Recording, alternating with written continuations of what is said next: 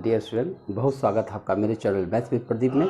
आइए आज हम लोग उसके सवाल कर रहे हैं प्रॉफिट लॉस के। तो उसमें एक सवाल मेरे पास है, कई सारे सवाल बच्चों ने भेज रखे हैं, उन्हीं सवालों के हम जवाब दे रहे हैं। पहला सवाल है कि एक व्यापारी ने 300 दीप छादक 6 रुपया प्रति दीप छादक की दर से खरीदा। उसमें से कुछ खराब पाए गए। व्यापारी ने खराब दीप छादक को 4.5 रुपया प्रति की दर से और शेष को 25% लाभ पर बेच दिया। परिणाम स्वरूप उसे कुल 16 सही 2/3% का लाभ हुआ। तदनुसार खराब दीप छादकों की संख्या बताइए। अब क्या करना है हमको कि 6 रुपये का एक खरीदा है और जो खराब वाला है उसको 4.5 में बेचा है। आप ज़रा बताओ, 6 रुपये अगर ख़रीदा है, ये क्रय मूल्य है, और 4.5 रुपये में बेचा है उसे, ये विक्रय मूल्य है, तो हानि तो हुआ। कितना हानि हुआ? अगर हम हानि निकालें तो ये हो जाएगा 1.5 का घाटा हुआ, हानि गुणा 100 और बटा क्रय मूल्य 6। तो आप देखोगे ये 10 हटा दिया जाए, 15 चौक के 60, यानी 25% लॉस पर बेचा। यानी खराब दीप छादक को 25% घाटे पर बेचा और अच्छे वाले को 25% लाभ पर बेचा, और जो टोटल रिजल्ट आया है वो 16 सही 2/3% का लाभ हुआ है। तो इसको लेकर के हम एक एलिगेशन मेथड लगा सकते हैं। देखो, अगर हम यहाँ लिख दें खराब और यहाँ लिख दें सही, तो खराब को उसने 25% लॉस पर बेचा, इसलिए -25 लिख रहा हूँ, और सही वाले को उसने 25% लाभ पर बेचा, इसलिए +25 लिख रहा हूँ। और जो टोटल बिजनेस हुआ है उसमें उससे 16 सही 2/3, 16 सही 2/3 का मतलब होता है 50/3, और उससे 50/3% का लाभ हुआ। बस आप इसका डिफरेंस निकाल लीजिए और काम हो जाएगा। 25 में से आप इसको घटाइए। कैसे घटाएंगे? 25 यहाँ 75, 75 में से 50 घटाइए, 25/3। अब देखो, इसमें से जब आप इसको घटाएंगे तो दिस प्लस का है ना, प्लस में से माइनस वाले को घटाया जाएगा, तो प्लस माइनस -25 करोगे तो ये प्लस बन जाएगा। मतलब इसमें से इसको घटाने पर क्या करना पड़ेगा? देखो ऐसे में करके दिखा दूँ कि 50/3 माइनस 25, तो क्या होगा 50/3, ये +25 बन जाएगा। तो हो जाएगा कितना? 25 यहाँ 75 + 50, 125/3। यही रेशियो आ गया दोनों में। हम 3 को हटा देंगे और 25 को भी काट देंगे। 25 से 25, 25 5 125, यानी कि खराब और सही में 1:5 का अनुपात आया। खराब दीप छादक और अच्छे दीप छादक में 1 और 5 का रेशियो आया, और कुल मिला के संख्या 300 है। तो क्या हम खराब दीप संख्याओं की संख्या बता सकते हैं? बिल्कुल। देखो, 300 का हम खराब वाला अगर निकालेंगे तो अनुपात बटे अनुपात योग होता है, तो 1/6, 1/6 करोगे, 6 25 30, आपका उत्तर आ जाएगा कि 50 दीप छादक उसके खराब थे। तो ये आपका एक क्वेश्चन हुआ। आइए अब देखते हैं। देखिए, अगला क्वेश्चन हमारे पास है, 20 वस्तुओं को 160 रुपये में बेचने पर एक व्यक्ति को 20% की हानि हो जाती है। तदनुसार 20% लाभ कमाने के लिए उस व्यक्ति को 240 रुपये में कितनी वस्तुएं बेचनी चाहिए? देखो, इससे हमको एक वस्तु का विक्रय मूल्य निकाल लेना चाहिए। कैसे निकलेगा? 20 वस्तुओं को 160 में बेचा है। बताओ, 20 वस्तु को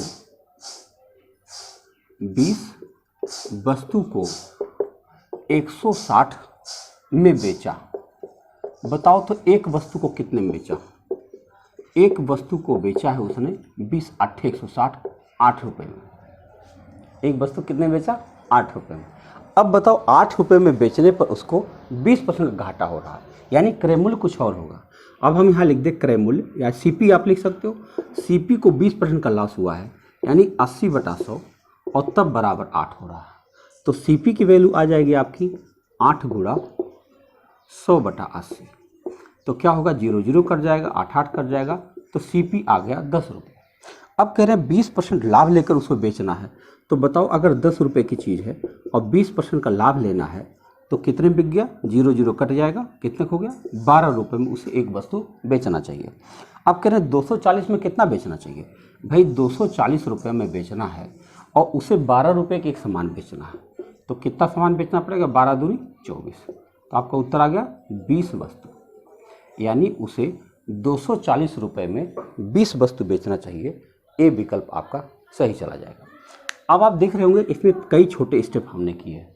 अगर आप चाहते तो और छोटा हो सकता था, लेकिन हमने एक एक स्टेप इसलिए किया कि आप अभी सीखने के दौर में हैं, तो हर बात आप समझ जाए, 20 वस्तु को 160 में बेचा तो एक वस्तु 8 रुपये में बेचा, 8 रुपये में बेचने पर उसको 20% का लॉस हो रहा है, यानी सीपी उसका कुछ और होगा। सीपी का 80% बराबर 8 रुपया, तो सीपी हमारा निकल गया 10 रुपया। और अगर 10 रुपये की कोई चीज़ है और 20% लाभ लेकर बेची जा रही है तो 12 रुपये की एक वस्तु बेची जाएगी। तो 240 रुपये में कितना वस्तु आप बेचोगे? एक वस्तु को अगर आप 12 रुपये में बेचते हो तो 240 में कितना बेच पाओगे? भाग दे दोगे तो पता चला 20 वस्तु बेच पाओगे। तो ये आपका दूसरा सवाल। आइए नेक्स्ट क्वेश्चन है, एक रेडियो का निर्धारित मूल्य 480 रुपये है, उसका विक्रेता उस पर 10% छूट देकर भी 8% का लाभ प्राप्त कर लेता है। तदनुसार यदि छूट न दिया जाए तो उसके लाभ का प्रतिशत कितना हो जाएगा? अब देखो यहाँ पर 480 रुपये है, 10% छूट देना है, चाहोगे तो ऐसे लगाओगे। हमने यहाँ लिख दिया क्रय मूल्य, यहाँ लिख दिया विक्रय मूल्य, यहाँ लिख दिया अंकित मूल्य। अभी मैं आपको बताऊंगा बिना जो है इनका इस्तेमाल किए भी इस तरह के सवालों का जवाब दिया जा सकता है। निर्धारित मूल्य 480 रुपया, क्लियर। अब कह रहे हैं 10% हम छूट देंगे, 10% छूट दोगे तो इसका 10% कितना होता है? 48 रुपया। 48 रुपया आपको कम में बेचना पड़ेगा। कितने में बिकेगा? 10 में से 8 घटाए 2, अब ये क्या बचा? 7 में से 4 घटाए 3, यानी 432 का बिकेगा। अब कह रहे हैं कि 8% का लाभ प्राप्त करना चाहता, तो क्रय मूल्य मान लो x है और इस पर 8% का लाभ हुआ तब ये हुआ, यानी कि x रुपये पर 8% का लाभ हुआ है तब वो बिक रहा है 432 में। आप देखोगे तो 4 बार में कट रहा है, 108 चौक के 432 यानी 400। तो x की वैल्यू कितनी आ गई? 400। अब सवाल उठता है कि अगर उसे डिस्काउंट न देना हो तब 400 का सामान वो 480 का बेचेगा। बोलो, अगर छूट नहीं देगा तो 400 के सामान को 480 में बेचेगा, यानी 80 रुपये का फायदा लेगा। तो कितने % का उसको लाभ हो जाएगा? लाभ गुणा 100 बटा क्रय मूल्य 400। अब देखो कट गया, 4 दूनी 8, उसे 20% का लाभ हो जाएगा। अगर वो डिस्काउंट नहीं देगा तो उसको 20% का लाभ हो जाएगा। यहाँ तक हुआ। तो अगर हम चाहें तो इसको हम बिना 480 इन सब का इस्तेमाल किए हुए भी हम इन सवालों को लगा सकते हैं। कैसे? अभी दिखाता हूँ, देखो दिखाता हूँ। आप इन गिनतियों का इस्तेमाल अगर ना करें तो भी ऐसे सवालों को आप लगा सकते हैं। मैं बताता हूँ कैसे। मान लीजिए क्रय मूल्य 100 है, 8% लाभ पर बिकेगा, यानी 108 का बिकेगा। और 108 का तब बिकेगा जब अंकित मूल्य पर वो 10% का छूट देगा। अब अंकित मूल्य हमको नहीं पता है, x है। अब x पर 10% का छूट देना है, यानी 90% पर बेचना है, तब 108 में बेचना है। तो बताओ x की वैल्यू क्या आ गई? 108 गुणा 100 और बटा 90। तो अब एक जीरो तो यहाँ से कट गया और यहाँ से काट दोगे तो 12 दाहिम 120, यानी अंकित मूल्य हो जाएगा 120। अब देखो 100 का सामान अगर डिस्काउंट नहीं देगा तो 120 का बेचेगा। अगर 100 की वस्तु को 120 में बेचेगा तो उसको 20% का लाभ हो जाएगा। तो बहुत अच्छा सवाल है। मिलते हैं। नेक्स्ट क्वेश्चन है, एक व्यक्ति ने कुछ वस्तुएं 1 रुपये में 5 की दर से तथा उतनी ही वस्तुएं 1 रुपये में 4 की दर से खरीदी। देखो 1 रुपये में 5 की दर से कुछ वस्तुएं खरीदी और उतनी ही वस्तुएं 1 रुपये में 4 की दर से खरीदी। अब क्या हुआ? उसने दोनों प्रकार की वस्तुओं को एक जगह मिला दिया और तथा उन्हें 2 रुपये में 9 की दर से बेच दिया। 2 रुपये में 9 की दर से बेच दिया। ये देखो, ये दोनों क्रय मूल्य है और ये विक्रय मूल्य है। तो बताना है इस सौदे में उसे 3 रुपये की हानि हुई तो उसके द्वारा खरीदी गई कुल वस्तुओं की संख्या बताइए। तो अब क्या करें, ऐसे सवालों को कैसे हैंडल किया जाता है? इसके लिए हम आपको एक ज़बरदस्त तरीका बताते हैं कि आप इन तीनों संख्याओं का लघुत्तम निकाल लो।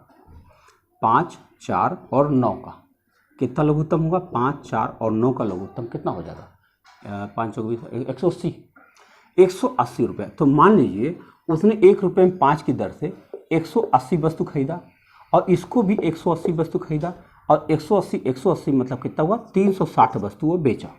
भाई 180 इस तरह की वस्तु खरीदा, 180 इस तरह की वस्तु खरीदा और दोनों मिला के कुल 360 वस्तु हो गई और उसको इस हिसाब से बेच दिया।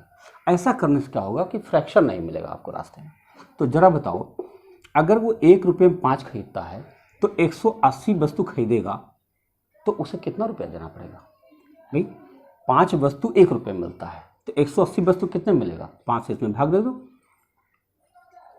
5 या 15, 5 6 30, 36 रुपया। 4 के हिसाब से अगर खरीदा तब 4 से भाग दे दो, 45 रुपया। यानी उसका कुल क्रय मूल्य कितना आ गया? 6 5 11 1 और 4 3 7 1 8, 81 रुपये का उसने वस्तु खरीद लिया। क्लियर। और चलो बेचा जाए। अगर हम इसको बेचेंगे तो कैसे बेचेंगे? 9 वस्तु बेचा है 2 रुपया में, तो 360 कितने में बेचेगा आप देखोगे तो 9 चौके 36, 40 40 दूना 80 रुपया। 80 रुपया में उसने बेच दिया। अब आप बताओ 81 का खरीदा, 80 का बेचा, घाटा तो हो गया। आप चाहें तो यहाँ पर x भी लिख सकते हैं, x लिख दीजिए। 81 x का खरीदा और 80 x का बेच दिया, तो उसको घाटा कितना हो रहा है? x रुपये का हो रहा कि नहीं हो रहा? उसे घाटा कितना हो रहा है? x रुपये का घाटा हो रहा है। अगर x रुपये का घाटा हो रहा है और वो घाटा किसके बराबर है? 3 रुपये की हानि के बराबर है, तो x बराबर 3 आ गया। देख रहे हैं आप? तो इसको हम 181 180 और 360 मान लेते हैं और x की वैल्यू आ गई 3। तो कह रहे हैं कि उसने कुल कितनी वस्तुएं खरीदी थी? तो कुल वस्तुएं तो भैया 180 360 x खरीदी थी। तो बताओ 360 गुणा 3 कर देंगे, 0 3 6 18 और 3 3 9 1 10।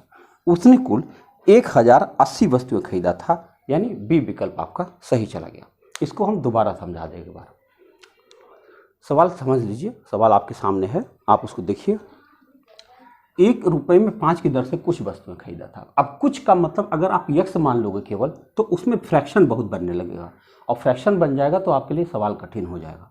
तो फ्रैक्शन ना बनने पाए इसलिए मैंने क्या किया, इन तीनों संख्याओं का लघुत्तम मान लिया। तो इसका लघुत्तम आया 180, तो मैंने मान लिया यह 180 x वस्तु खरीदा, इसको भी 180 x वस्तु खरीदा और दोनों को जोड़ दिया तो 360 x वस्तु होगा, जिसको हमें बेचना है। तो बताओ 5 वस्तु मिलता है 1 रुपये में, तो 180 x वस्तु कितने मिलेगा? भाग दे दिया, आपका आ गया 36 रुपया। ऐसे ही इसको भाग दे दिया, आ गया 45 रुपया। यानी कुल मिलाकर 81 x रुपये की वस्तु खरीदा। और 9 वस्तु जो है 2 रुपये के भाव से बेचा है, तो उसने 360 x वस्तु कितने में बेचा होगा? 80 x का। 81 x का खरीदा, 80 x का बेचा, x रुपये का घाटा हुआ। x रुपये का घाटा, वो कह रहे 3 रुपये का घाटा हुआ है, x बराबर 3, तो 360 x बराबर क्या हो जाएगा? तो बहुत अच्छे सवाल है। आइए नेक्स्ट क्वेश्चन देखते हैं।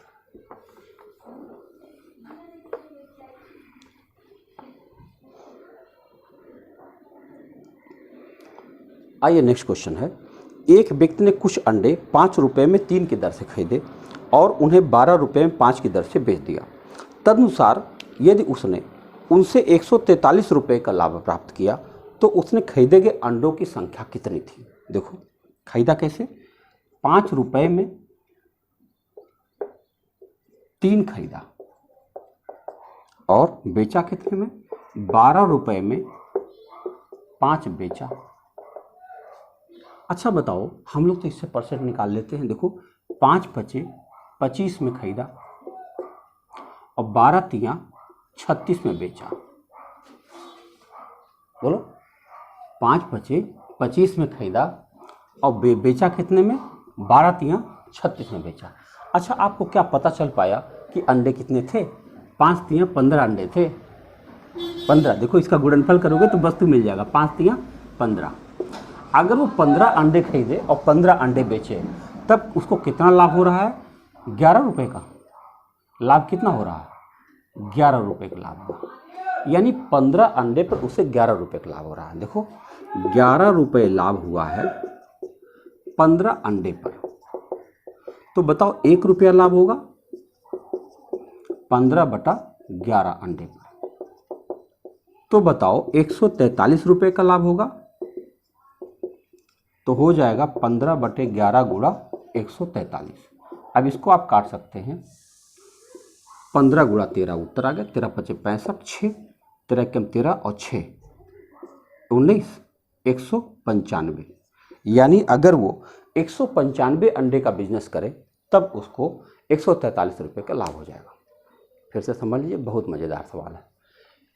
5 रुपये में 3 की दर से खरीदा और 12 रुपये में 5 की दर से खरीदा, तो कुल अंडे कितने हुए? इनको गुणा कर दो तो इनके कुल अंडे मिल जाते हैं। यानी कुल 15 अंडे का बिजनेस जब वो करता है तब उसको 11 रुपये का लाभ होता है। यानी 11 रुपये का लाभ होता है 15 अंडे पर, तो 1 रुपये का लाभ होगा 15/11 पर, तो 143 रुपये का लाभ होगा आपके पास वाला। तो मेरे ख्याल से आपको समझ में आया होगा। आइए देखते हैं नेक्स्ट क्वेश्चन।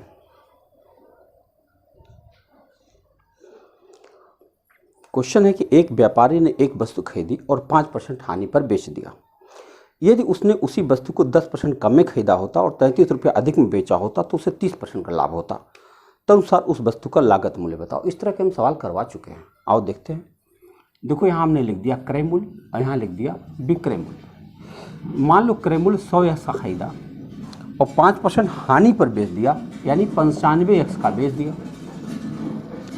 अब सवाल है कि यदि वह उसे 10% कम कीमत पर खरीदता, यानी कितने में खरीदता, 90 x का खरीदता और 33 रुपये अधिक में बेचता, यानी 95x + 33 में बेचता, तो उससे 30% का लाभ होता। लाभ किस पर होता, क्रय मूल्य पर, गुणा 130/100। बस यही काट दो, x की वैल्यू आ जाएगी और x की वैल्यू इसी में रख देंगे आप बाद में। और चलो सॉल्व करते हैं। 13 9 117x माइनस 95x बराबर 33। बताओ 5 और 7 22, 5 और 17 5 22x, 22x बराबर 33। बताओ x बराबर क्या हुआ, 3/2। और अगर x की वैल्यू हम यहाँ रख दें तो उत्तर कितना आ जाएगा, 150। यानी उसने कुल उसका जो क्रय मूल्य आया था वो 150 रुपया था। आपका सी विकल्प सही चला गया। तो मेरे ख्याल से आपको समझ में आ रहा होगा। आइए नेक्स्ट क्वेश्चन देखिए। आइए देखिए नेक्स्ट क्वेश्चन है कि यदि आल्पिनों के मूल्य में 4 रुपया प्रति दर्जन कमी हो जाए तो 48 रुपये में 12 आल्पिन अधिक खरीदी जा सकती है, तो मूल्य में कमी होने के बाद आल्पिनों का प्रति दर्जन मूल्य क्या है। देखो इसमें अगर ये परसेंट में दिया होता तो ये लगाना बहुत आसान होता, एक छोटा सा फार्मूला होता और काम हो जाता। तो हमें नहीं पता है, तो मान लेता हूँ पहले आल्पिनों का मूल्य था x रुपया प्रति दर्जन। माना पहले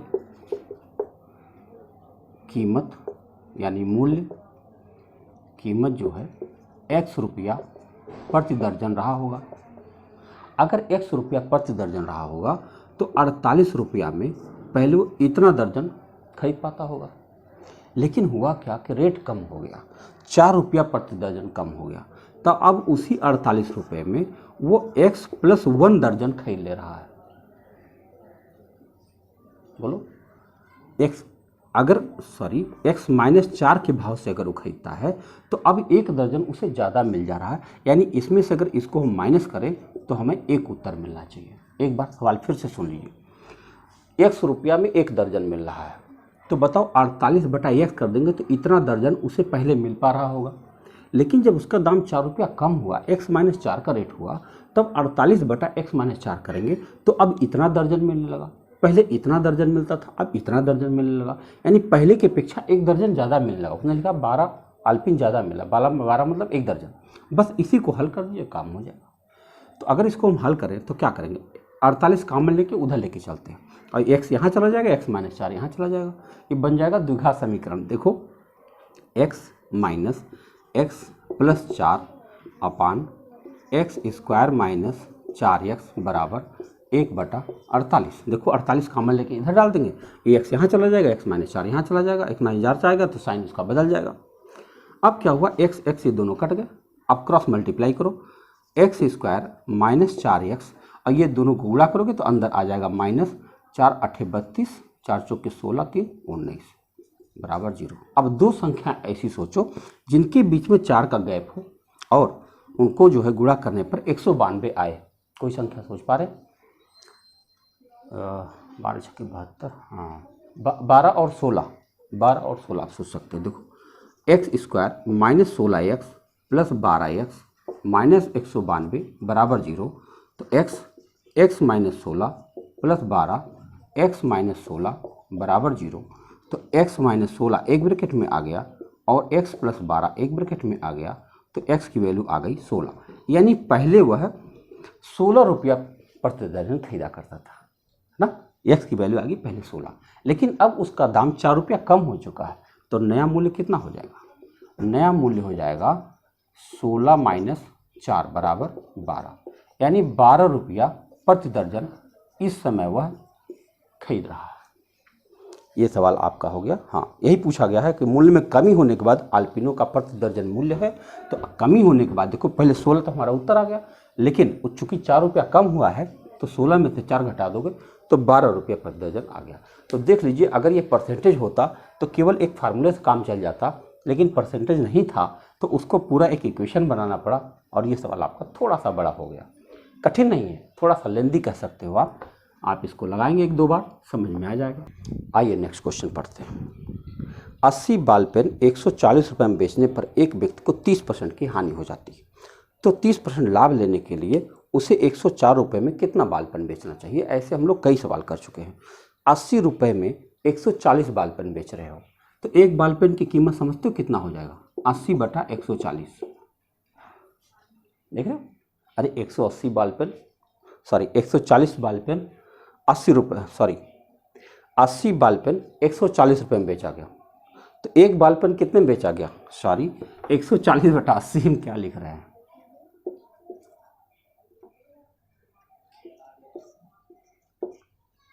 80 बॉल पेन 140 का बेचा गया, तो एक बॉल पेन कितने में बेचेगा? 140/80 में। तो अब कह रहे हैं कि इसमें 30% का घाटा हो रहा है, यानी सीपी कुछ और है, इसमें 30% का घाटा हो रहा है, यानी 70/100 हो रहा है, तब इतने बिक रहा है। तो इससे हमें सीपी मिल जाएगा। सीपी कितना मिल जाएगा? 140/80 गुणा 100/70, ये आ गया हमारा सीपी। अभी हम काटेंगे नहीं, फाइनल काटेंगे। अब कह रहे हैं 30% का लाभ लेना है, तो ले लो, इसी सीपी पर ही लाभ लिया जाता है, इसी सीपी पर मैं लाभ ले रहा हूँ 130/100। इसको काट दीजिए, तो काटेंगे तो ये 100 तो ऐसे गया, 70 दूना 140 भी हो गया, और 1 0 भी कट गया, तो और 2 से काट दो, 2 चौके 8 भी हो गया, यानी 13/4। यानी इसका मतलब हुआ कि इस समय वह 13 रुपये में 4 कलम उसको बेचना चाहिए। लेकिन कह रहे हैं 104 में कितना बेचना चाहिए? तो 13 के पहाड़े में 104 आ रहा, 13 8 104, तो 8 से वो दोनों पक्षों में गुणा कर दीजिए, कितना हो जाएगा? 13 8 104, 104 रुपये में 4 8 32, यानी 104 रुपये में उसको 32 बॉल पेन बेचना चाहिए। तो आपका उत्तर बन जाएगा, तो उसे 30% का लाभ होने लगेगा। है ना मज़ेदार सवाल? बड़े अच्छे सवाल मिलते हैं। देखो सवाल का लेवल देख लो, है कि नहीं? चलो एक अगला सवाल देखता हूँ, खुल जा भाई। एक व्यापारी, अगला क्वेश्चन है, एक व्यापारी ने अपनी वस्तुओं के मूल्य को उसके क्रय मूल्य से 20% अधिक पर अंकित किया। उसने आधी वस्तुओं को उसके अंकित मूल्य, 1/4 को 20% कटौती तथा शेष को 40% कटौती पर बेचा, तो उसका कुल लाभ कितना होगा? आओ देखा जाए।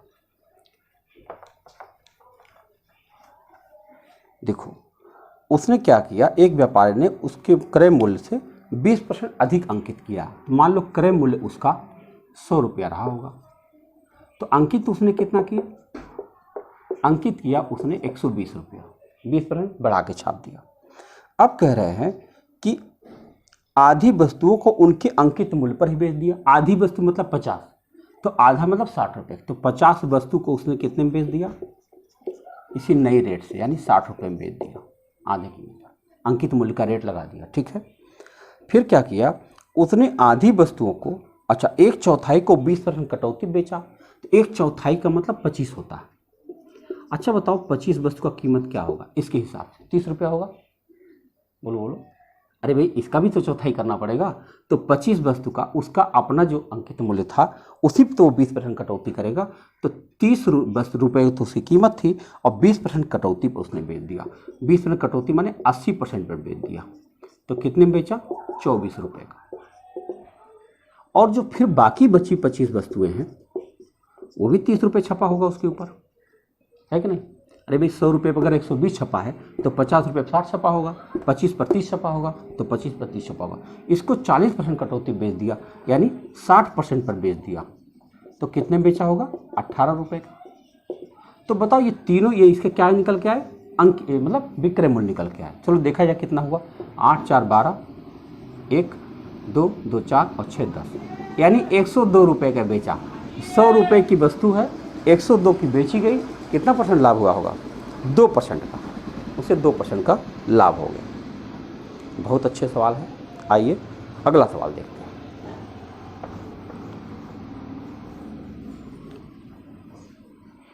अच्छे प्रश्न हैं, आइए चेक करते हैं। ये सवाल है कि ए अपनी वस्तुएं बी से 20% कम मूल्य पर और सी से 20% अधिक मूल्य पर बेचता है। एक व्यक्ति ए से 9600 रुपये मूल्य की वस्तुएं खरीदता है। यदि वह आधी वस्तुएं बी से तथा आधी वस्तुएं सी से खरीदे तो उसको क्या उसे सौदा लाभप्रद रहेगा, और रहेगा तो कितना रहेगा, ये बताना है उसको। तो देखो ए बी सी पहले हम बना लेते हैं। कहते ए अपनी वस्तुएं बी से 20% कम मूल्य पर बेचता है, यानी अगर ये 100 रुपये में बेचता है तो ये 80 में बेचता है, और सी से 20% अधिक में बेचता है। इसका क्या मतलब हुआ कि सी से 20% अधिक में बेचता है, और तब कितने में बेचता है, 80 रुपये का।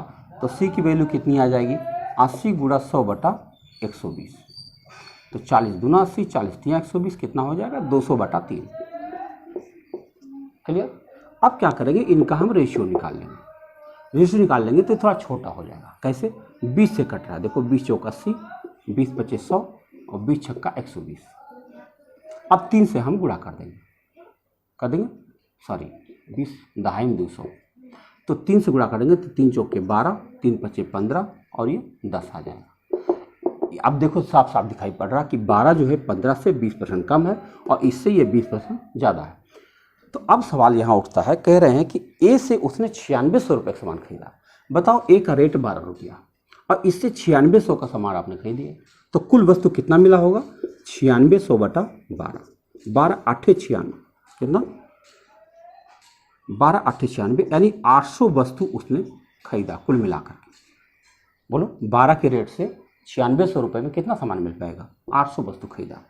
अब कह रहे हैं सेकंड कंडीशन क्या कह रहा है कि अगर आधी वस्तुएं बी से आधी वस्तुएं सी से खरीदा होता, तो भैया आधी मतलब 400 वस्तुएं अगर आप 15 के रेट से खरीदोगे तो 400 गुणा 15, 15 चौके 60, 6000 का मिलेगा।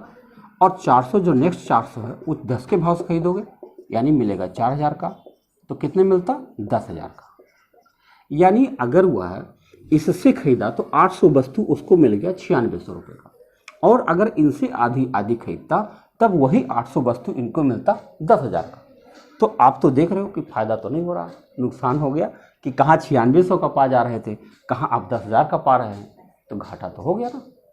तो अब देखो ये कितने का नुकसान हो गया, 400 रुपये का, 400 रुपये का नुकसान हो गया इनका। तो ये देखो कितना मज़ेदार सवाल है, मेरे ख्याल से समझ में आया होगा आपको, क्योंकि इसमें विकल्प दिया नहीं है और फिर विकल्प की ज़रूरत भी नहीं है इसमें। तो यह सौदा कितना अधिक लाभप्रद रहता या हानिप्रद रहता, तो आपके सामने दिख गया है। ठीक है, आइए नेक्स्ट क्वेश्चन पढ़ते हैं। एक व्यक्ति ने 90 कलम खरीदा, इसमें से उसने 40 कलम को 10% लाभ पर तथा शेष को 20% लाभ पर बेच दिया। यदि वह इन सभी कलमों को 15% लाभ पर बेचता तो उसे 10 रुपया कम मिलता। तो प्रत्येक कलम का क्रय मूल्य बताइए। मैं मान लेता हूँ प्रत्येक कलम का क्रय मूल्य x रुपया होगा। तो 90 कलम खरीदा तो 90x का रहा होगा। ठीक है, अब इसमें से उसने 40 कलम को 10% लाभ पर बेच दिया। तो 90 कलम थे, 40 कलम को, तो इसका क्रय मूल्य 90x, भाई एक कलम का क्रय मूल्य x रुपया हमने मान लिया। तो 40x का सामान है, उसको उसने बेच दिया 10% लाभ पर। बताओ कितने में बिका होगा, 44x का। क्लियर। और फिर क्या करा, शेष को 20% लाभ पर बेच दिया। शेष बचे कितना होंगे, 50x, उसको 20% लाभ पर बेच दिया। कितने में बिका होगा, 12 बचे 60x का। क्लियर।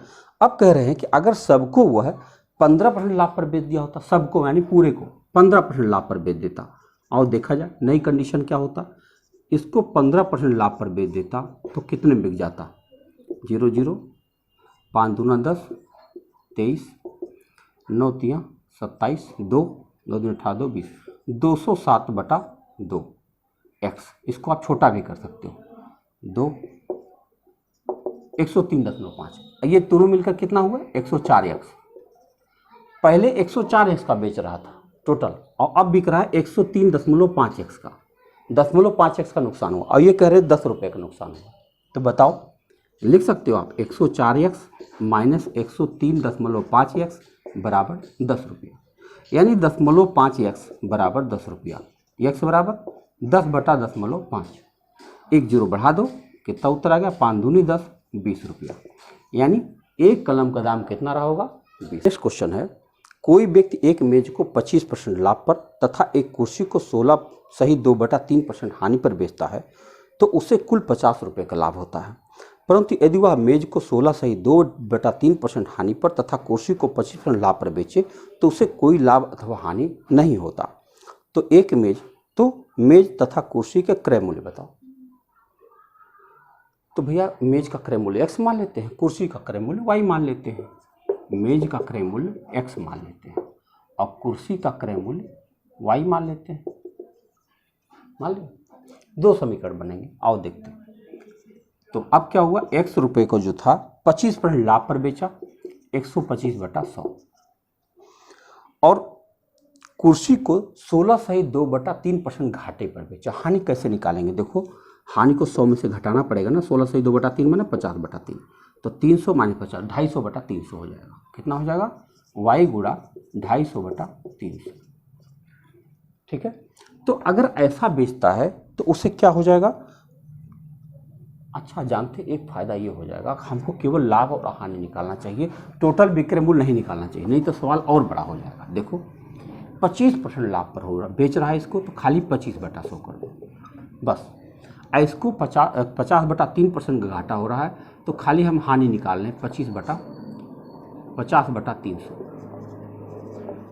कहाँ से आया 50/300, वही 16 सही 2/3 को।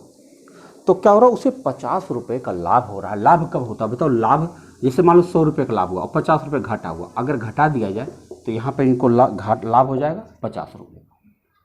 इससे थोड़ा सा सवाल इजी हो जाएगा, छोटा।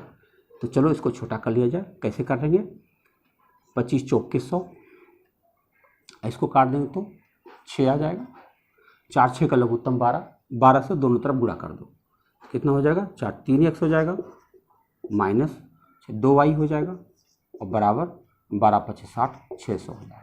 ये पहला समीकरण आपका बन गया, 3x माइनस 2y बराबर 600। अब दूसरा सवाल है कि यदि वह मेज को इतना % घाटे में बेचे, घाटे में बेचेगा मैंने माइनस में, देखो x को 50/3 करें 300 और y को क्या हो रहा 25% लाभ पर बेच रहा, तो कह रहे हैं कि कोई भी फायदा नुकसान नहीं होता, यानी ये जो हानि है ये माइनस का है और ये प्लस का है बराबर 0। न लाभ हो रहा ना हानि, ये देखो लाभ हुआ प्लस का है, हानि हुआ माइनस का है, नो प्रॉफिट नो लॉस, 0 आ गया रिजल्ट। अब जरा इसको सॉल्व करते हैं, तो ये भी तो 6 हो जाएगा और ये हो जाएगा 4। तो आप देख रहे हो कि इस वैल्यू को हम उधर लेकर जाएं तो हम ऐसे लिख सकते हैं x बटा, बल्कि 12 से गुणा ही कर दो, क्या दिक्कत है, माइनस 2x और प्लस 3y बराबर 0। इसका मतलब हुआ कि 2x उधर ले जाए तो 2x बराबर 3y आ गया, आगे नहीं आ गया। अब बल्कि यही समीकरण इसके अंदर डाल दो तब भी हो जाएगा, दोनों प्रकार से इसको आप लगा सकते हैं। तो हम कैसे लगा दें, x की वैल्यू ही डाल दें, क्या दिक्कत है। देखो 2x बराबर 3y हो गया, तो x बराबर क्या हो गया 3/2y, ये x की वैल्यू आ गई, सब्स्टिट्यूशन मेथड। अब हम यही ला के रख देते हैं, तो क्या करना पड़ेगा, x की वैल्यू यहीं रख दो, तो ये हो जाएगा 3 और x की जगह पे मैं लिख देता हूँ 3y/2 और फिर माइनस 2y बराबर 600। अब क्या होगा, ये एक लाइन में फिर खत्म हो जाएगा। देखो कितना हो जाएगा, 3 3 9/2y, 9/2 माने 4.5, बोलो 3 3 9/2, 9/2 माने 4.5, 4.5 में से 2y घटाओ, कितना आएगा, 4.5 में से 2 घटाओगे तो 2.5 आ जाएगा। देखो अब हम लिख सकते हैं 2.5y यानी 5/2y बराबर 600। तो बताओ y की वैल्यू कितनी आ गई, 5 से इसको काट दो, 240 रुपया, यानी एक कुर्सी का दाम 240 हमें मिल गया। अब अगर एक कुर्सी का दाम 240 मिल गया तो इसकी वैल्यू हम यहीं पर रख दें। देखो y की वैल्यू हमें मिल चुकी है, तो x बराबर क्या हो जाएगा, x बराबर हो जाएगा 3/2 गुणा 240, 2 से इसको काट दो, 12 3 36 360, यानी मेज आ गया 360 रुपये का और कुर्सी आ गई 240 रुपये का। थोड़ा एक्स वाई का समीकरण है, इसके लिए इसको एक बार फिर से समझ लीजिए, आसान रहेगा आपके लिए। हमने इससे कैसे लगाया, विक्रय मूल्य करके नहीं लगाया, केवल लाभ हानि निकाल कर लगाया। मेज को क्रय मूल्य x है, कुर्सी का y है। मेज का लाभ हुआ होगा तो इतने रुपए का लाभ उसे मिला होगा और इतने रुपए घाटा हुआ होगा, तो लाभ में से अगर हानि घटा दे तो एक्चुअल प्रॉफिट मिल जाएगा। तो एक समीकरण यहाँ से मिल गया। और फिर कहा था ये हानि हुआ है और ये लाभ हुआ, तो हानि और लाभ इस कंडीशन में एकदम बराबर हो गया, यानी 50 रुपये का लाभ 50 रुपये हानि, तो नो प्रॉफिट नो लॉस, इसलिए मैंने 0 लिख दिया। यहाँ से फिर एक समीकरण बन गया, फिर दोनों समीकरण को सॉल्व कर दिया। इसको आप खुद से लगाइएगा, जरूर लगाइएगा, देखिए कितना आंसर बनता है। आइए नेक्स्ट क्वेश्चन देखते हैं। लिखा हुआ है कि एक निर्माता एक वस्तु को 6% लाभ पर थोक व्यापारी को बेचता है। थोक व्यापारी इसे 10% लाभ पर फुटकर व्यापारी को बेचता है। फुटकर व्यापारी इस पर 20% लाभ करके इसे 629.64 रुपये में उपभोक्ता को बेच देता है। तो निर्माता का लागत मूल्य बताओ। ये तो एक लाइन का सवाल होता है।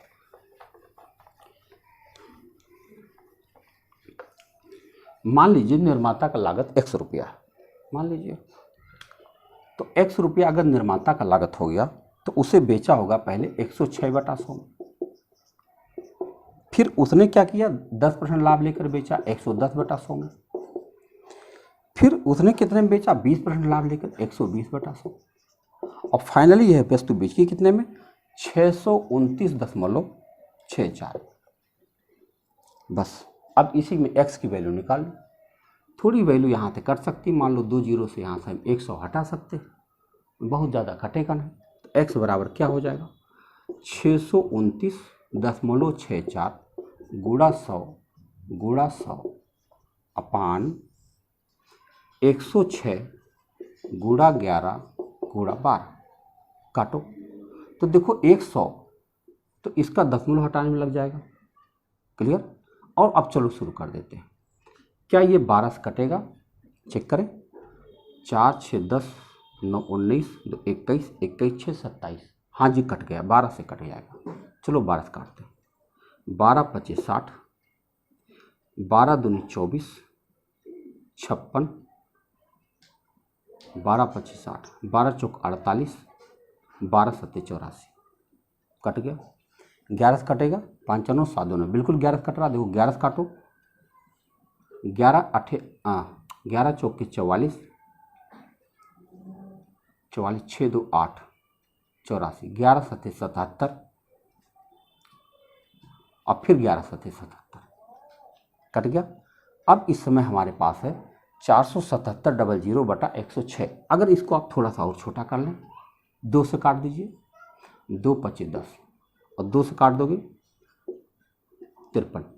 क्या 53 के पहाड़े में आ रहा है ये 9 बार में, 9 3 27 2 9 5 45 2, तो 9 बार में कट गया, यानी 9 5 45, 450।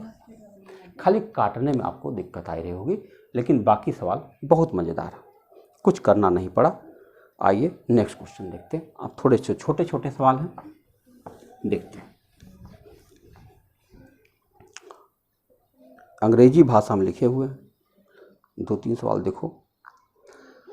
इन a group of student 70% can speak English and 65% can speak Hindi.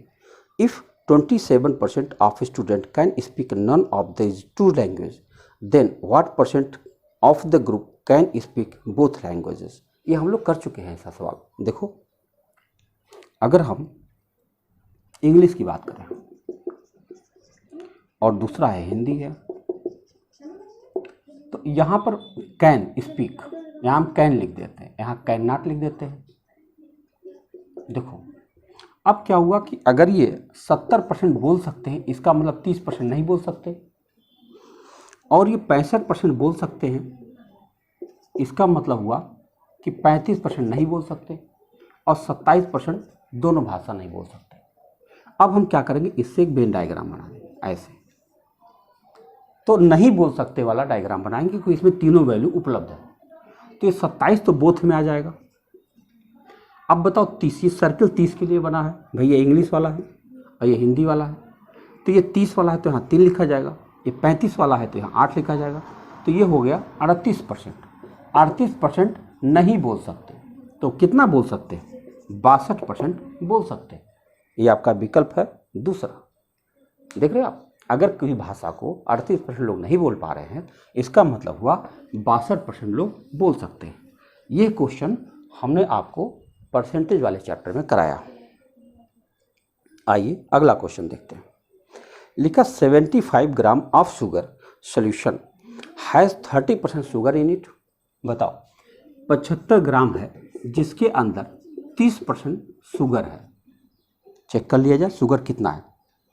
तो इससे होगा 25 तियाँ 75, 25 चौक के 100, और थोड़ा सा और छोटा कर सकते हैं इसको, 4 से ही काट दो, 4 सत्ते 28, 4 पचे 20, यानी 3 पचे 15, 3 सत्ते 21, 22.5 ग्राम शुगर है। फिर कह रहे हैं then the quantity of sugar that should be added to solution to make the quantity of sugar 70% in solution.